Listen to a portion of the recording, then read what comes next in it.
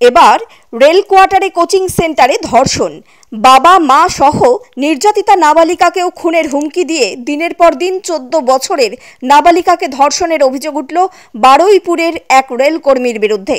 অভিযোগ, বারুইপুর স্টেশন সংলগ্ন রেল কোয়ার্টারে কোচিং সেন্টারে গত 3-4 মাস ধরে এই কাজ করতেন অভিযুক্ত। নাবালিকা এর জেরে মানসিক অবসাদে চলে যায়। মানসিক স্বাস্থ্য কেন্দ্রে নিয়ে গিয়ে নির্যাতিতা ছাত্রীর কাউন্সেলিং করাতে হয়। শেষে পরিবারে গুণধর শিক্ষকের কীর্তি জানায় সে।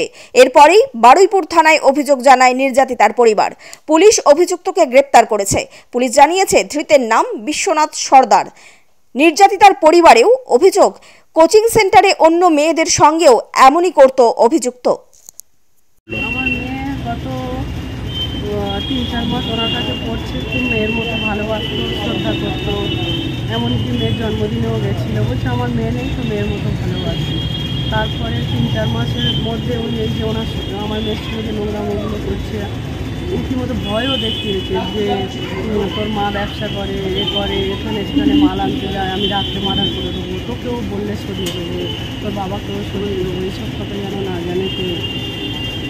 আমার মেয়ে ছাড়াও সব মেয়ের সঙ্গে উনি এইসব নোংরামো করে বেড়াচ্ছে, যার জন্যে আমি আমার মেয়েকে দেখি দিনের পর দিন খ্যাক করছে, কথাবার্তা বললে বুঝতে চাইছে না। তারপরে আমি জিজ্ঞেস করলাম, মেয়েকে অন্তরায় কাউন্সিলিং করালাম, তারপরে বলছে মা আমি অনেক ভুল করে ফেলেছি, তুমি কি এর সংশোধন করতে পারবে? তখন বললো স্যার আমার এই করেছে। এরপর ধীরে ধীরে বর্ষা বিদায় নিতে পারে বলে পূর্বাভাস। আমি চাই ওই কোচিং, ওনার দুটো কোচিং আছে, সিল হয়ে যাক, কারণ আমি চাই না যে আমার মেয়ের মতো অন্য কারোর মেয়ের ক্ষতি হোক। আমি এটা কখনোই মা হয়ে চাইবো না যে অন্য মেয়ের এরকম সর্বনষ্ট থাকে। মানে এটা গত 3-4 মাস ধরে এরকম হচ্ছে।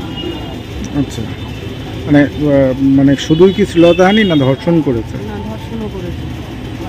মেয়ে তো ভয়ে রীতিমতো বলতেই চাইছিল না, তারপরে বলার পরেই রীতিমতো আমরা চাপ দিলে তখন বলছে মা আমার ফোনে ফেসবুকে করে সব লক করে বললো পাসওয়ার্ড মেরে উড়িয়ে দাও সব কিছু, রীতিমতো ভয় দেখিয়েছে। খালি বলছে মেরে ফেলে দেবো, দিয়ে স্টেশনের আউট অফ করে দেবো, দিয়ে বলছে মাকে বলবো যে মেয়েকে পড়ার সময় ছেড়ে দিয়েছি, মেয়ে কোথায় গেছে আমি বলতে পারবো না, তোমার মা ঠিকইও খুঁজে পাবে না, এমনভাবে স্লো প্রয়োজনে মার্ডার করবো, এমন জায়গায় নিয়ে গিয়ে।